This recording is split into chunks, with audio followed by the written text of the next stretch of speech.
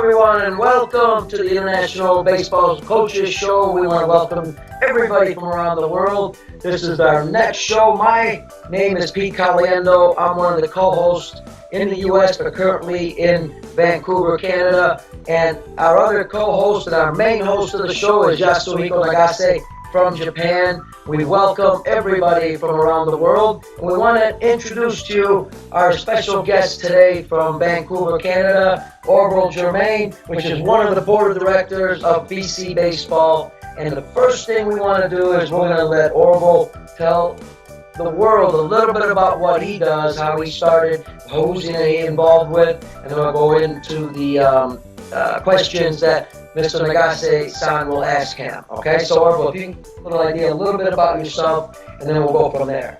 I grew up in Canada, playing youth baseball from about the age of 6. Played community baseball right up through high school, then attended and played university baseball in California. Since then, I started coaching about 25 years ago. I've coached everything from 5-year-olds right on up through 18 and under. Currently, I'm a director with BC Baseball. That's Provincial Baseball Association here in British Columbia. We have almost 18,000 youth baseball players going to ages of 5 right up through 24, comprised of approximately 55 different associations throughout the province. As provincial director, I'm responsible for the 13 to 11-year-old age category, but I'm also involved with coaching the high performance teams and running tryouts to select provincial teams and then coaching them at tournaments around North America. I'm also involved with the coaching development. We're currently, along with our good friend Pete Caliendo here, on a coaching caravan that goes around 17 different associations around the province, coaching young players along with their parents and their coaches. So it's a pretty all-encompassing program that we run here. Super. Mr. Nagase-san, go ahead. Okay, I just first thing I just clarify because the audience from the Asia, right? Actually, the Vancouver is a part of British Columbia, right? So, correct. Right. So you cover all actually states of the British Columbia. Your associations cover all actually part of the British Columbia states. That's correct. We're in the province of British Columbia, and we've got associations that span distances of probably 1,500 miles, which is about 2,000 kilometers spread all over the province. That's quite big in Canada, right? It is. Okay, first actually, let me ask you actually the season, because Canada is up north. So actually, what's the baseball season in Canada? Our baseball season in Canada, we're a little bit lucky here in British Columbia because we're on the coast. So our weather tends to be a little bit better with not quite as much snow, but competitive season tends to run from the beginning of April through the end of July. And then we have generally kind of take August off, and then September through October we have a training game period in the fall. And then from October right through again till April is usually a winter training period, where players often play other sports but continue training for baseball over the winter if they like. Okay. As the United States, also Canada has a season. Children play the season sports, right? Maybe summertime they play the baseball. So wintertime is they play maybe like hockey, right? Right, especially here in Canada, hockey is the big one over the winter, but also soccer. And with BC Baseball, we encourage players to play multiple sports to develop a variety of talent. So if they can play basketball, soccer, volleyball, hockey, to develop power, athleticism, agility, to connect the different parts of their body, that helps them to make them a better athlete, which will in turn also make them a better baseball player. Right. So as a baseball coach, you're probably more focusing on children becoming good athletes, right? That's also one of the main purpose of the baseball too, right? That is a huge portion, and especially as we work with the younger players, we're trying to educate our coaches to incorporate a variety of different skills and drills to promote athleticism, whether the ability to move in different directions, the ability to catch with different hands, the ability to know where your teammates are, all things that help in baseball, but also other sports as well. Okay, all right. Also, the other things, the baseball team, right? Is the baseball program is actually outside of school program or out of the school program, right? You're absolutely correct. Here in British Columbia, these are after-school programs, and they tend to be community-based in their town. So most towns, sometimes if it's a larger town, they might have 2 or 3 associations in it, but most of the smaller towns will have one association. Right. That's the basis. So here in British Columbia, we have over 50 member associations with BCB.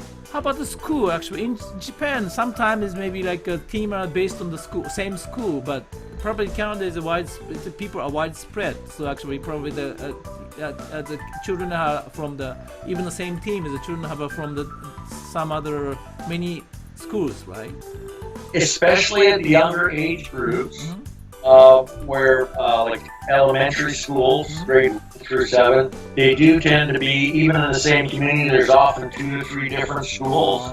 And so, yes, you're correct that they do tend to come from different schools. And that's one of the things that we promote and we feel is important about youth sports, is players are based in their communities and get to know children not just in their own small neighborhood, but also in their community, and they have fun playing not just with them, but against them. Okay, thank you. Also, actually, let me ask you the parents' involvement. How the parents are involved, especially the father is involved in the school, the team, as maybe coaches, maybe umpires, or how do they involved in the teams? The parents are absolutely critical in terms of being part of our coaching. There's a few associations, and maybe at the higher performance levels, associations can hire coaches, but the majority of our coaches are volunteers. They do tend to be parents, some with more baseball experience, some with less. Yet probably most are fathers, but there's some terrific mothers that make great baseball coaches, and with a slightly different approach, a little bit more process-oriented and a little bit less worried about the results. So here, because we have parents, some of which don't have a lot of experience, Canada, we have a national coaching certification program that we sponsor courses for, and most of our associations will pay for their volunteer coaches to take these certification programs. I see. Here in British Columbia, we do something that's very unique. It's the only place in Canada that does it, and for what our good friend Pete Caliendo tells us in his world travels, might be the only place in the world.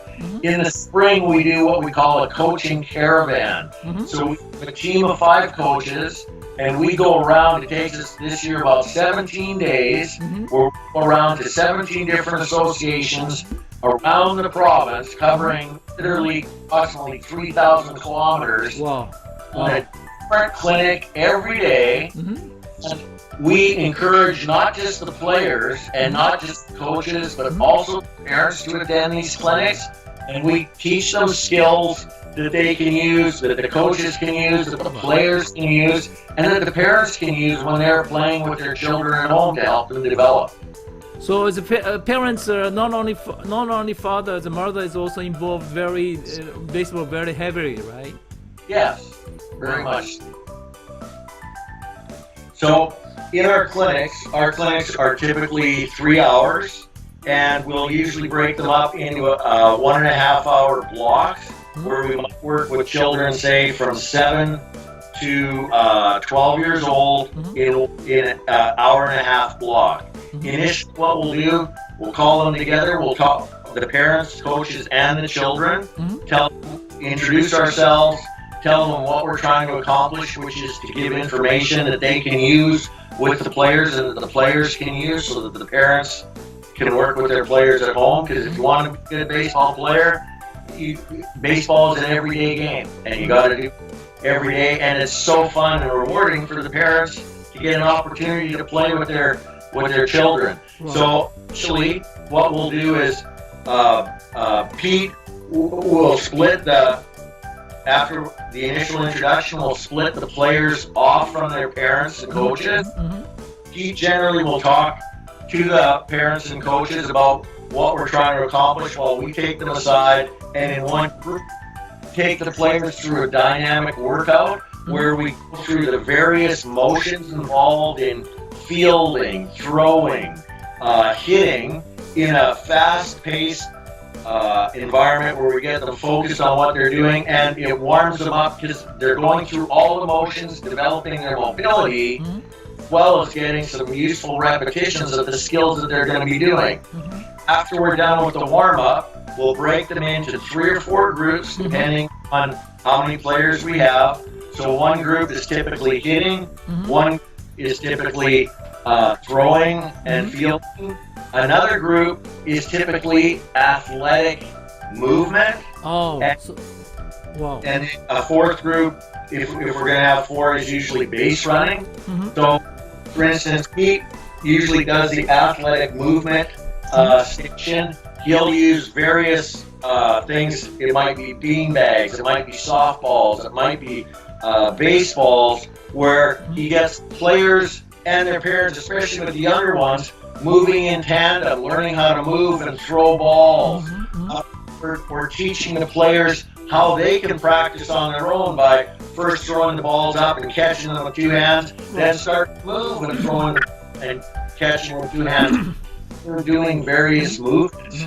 The hitting is usually, I usually do the hitting portion.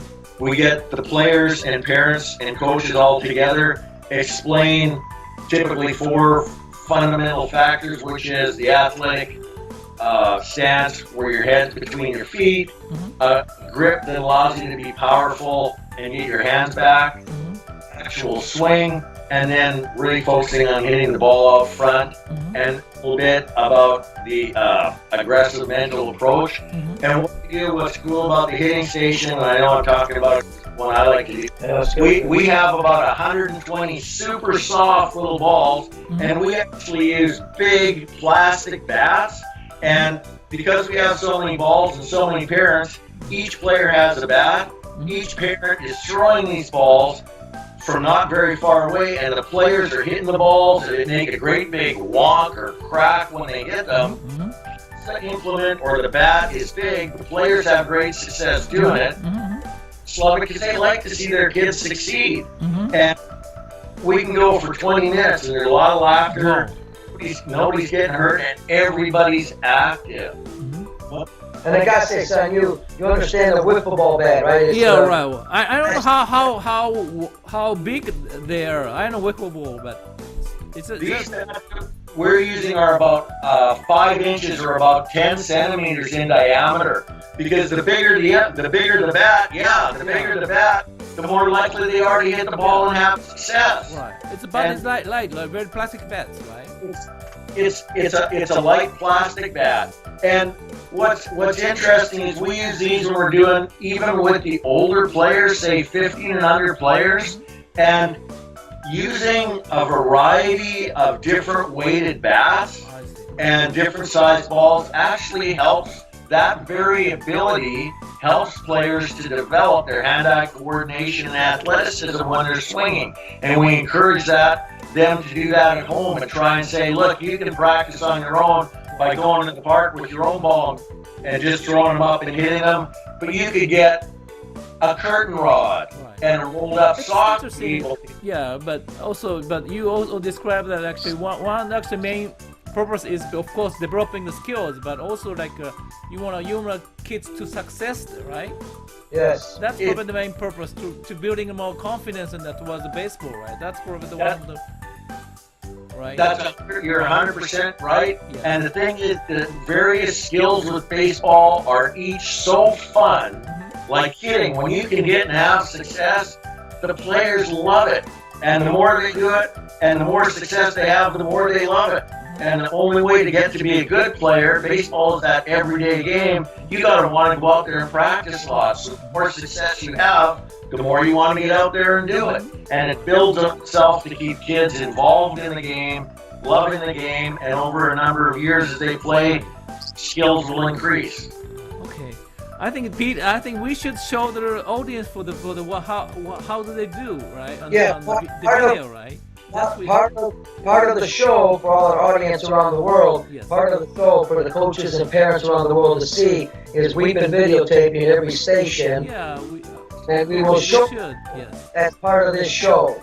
We'll be able to show it, but Orville's still not done because we have 2 more stations that we want to explain quickly here to our audience around the world so they can see 2 other skills that are being worked at during the camp by other coaches in those stations. Oh, I see.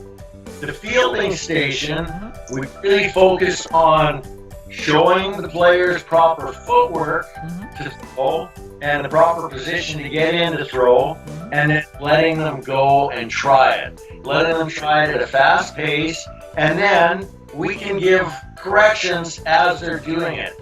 But as we get 3 to 4 parents involved and break up that one group into 3 or 4 more groups, and we try and keep it fast paced, there's very little standing around. So what we would do typically in a ground ball fielding station is say 3 parents rolling balls at players.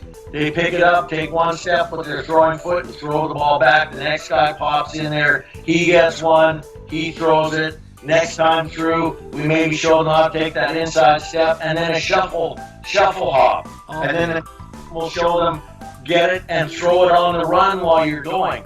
Getting them to throw not just with their feet set, but from a variety of athletic positions and movements, knowing that in the games it'll happen, but the more they do those various athletic movements while they're throwing, it develops their body's sense of awareness, their ability to perform the skill. So besides the throwing and the fielding one, we also like to do a base running. Sorry? No, I just wanted just to give Orville a little break here to let our audience, especially if there's organizations around the world that are watching this, whether you're a national organization or a local organization, they're incorporating the parents within the drills, because now if the parent does the same drill, if they throw the ball back to the player or they simulate the same drill, the parent understands how to do it, and it's easier to teach it. So that the parents are being incorporated in the actual drill that's going on. So they're helping out. They're kind of being like assistant coaches, and they're learning as they're doing it too. Okay, so now we're going to go on to the next station, which is our final station, and we'll finish the show there. So our final station is typically the base running station. So we'll show kids how to run to first on an infield grounder, how to, if you hit the ball in the outfield, how to round first and run to second. And what we'll do is they'll each take a swing, run as hard as they can to the first step in the bag, check over their right shoulder for an overthrow, stop, go back and home. And the next time, we show them with either a coach standing there or a coach how to round, make a round turn before we get the bag and go hard to second. Kids love to run because it's fast paced and the parents can see it. Then the parents have an understanding of what's going on. And the biggest thing that kids love to do is they love to, especially little kids, they love to compete. So one of the things that we always incorporate is we call it a dragon race. And that's where you take half the kids to start them at home, half the kids you start them at second, and you run around the bases. So the first kid gets to run when he gets back to where he started, the next guy goes. And now, not just using the skills that we showed them on how to round the bases and run fast, but they're competing and they love it. Right. So main purpose is also keep them busy, right?